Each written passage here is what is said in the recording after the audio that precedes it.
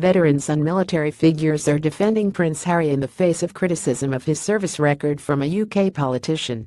Speaking at a meeting at the annual conference of the opposition Labour Party on Tuesday, Emma Dent-Code, who represents the area covered by Kensington Palace in London, claimed he tried to pass the helicopter exam about 4 times and he couldn't get through it at all, so he always goes for the copilot. So he just sits there going vroom vroom.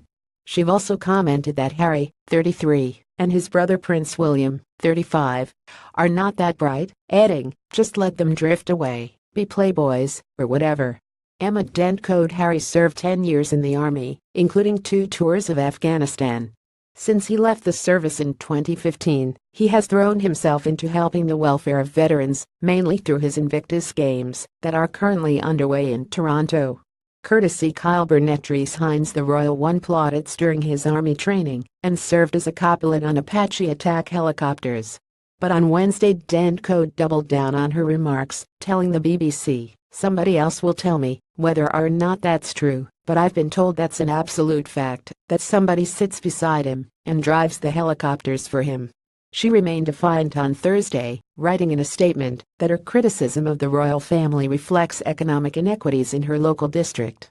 Noting the tax dollars being used to fund a refurbishment of Buckingham Palace, she wrote that the palace has 52 royal and guest bedrooms and over 188 staff bedrooms.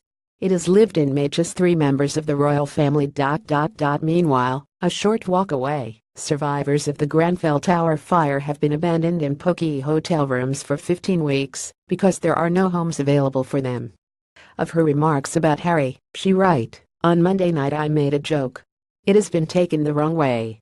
Can we look at the real issues facing us now?" Harry's commanding officer during his Apache operational training penned a letter of his own, noting that the Royal was awarded as the best copilot gunner CPG in his course and demanding a retraction and apology from Dent-Code. Ultimately, he was given the award for the best CPG on his course, not because he was a member of the monarchy, but because he was by far and away the most capable individual on the course, wrote the commanding officer, who cannot be named for security reasons. John Stillwell after in Toronto, veterans and friends swept to his defense. Shortly after Harry, 33, congratulated the vice-captain of the UK team, Jen Warren, on her gold medal in hand cycling, she told reporters, "There are 550 people out here, plus all their family and friends who are telling you that is rubbish." Harry has proved himself in the military. He has done 2 tours of Afghanistan, and there are not many royals that can say that. What's more, he has proved himself once again. Carwite Tangweer Imogen last year's captain, David Wiseman, who is also head of the Armed Forces programs at the Royal Foundation headed by Harry, Prince William and Princess Kate, tweeted from Toronto who voted for this clown. Warren added, "Harry is my hero. The amount of work he puts into these events, he talks to the competitors, he talks to the crowd, he doesn't shut himself off or put himself on show. He is working 247. He works his socks off." Kensington Palace. "I was just blown away by how he uses all of his strength and all of his toolkit to give back to the community. It's great to see here at the Invictus Games teams from all over the world.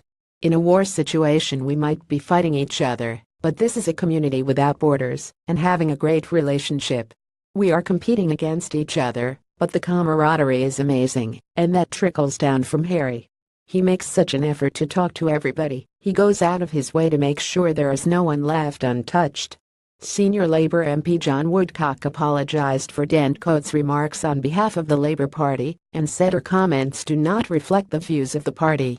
"Like everyone who puts themselves in harm's way to keep us safe, His Royal Highness deserves nothing but praise and respect for his service in the armed forces," Woodcock posted on Twitter. Harry's office at Kensington Palace has no comment.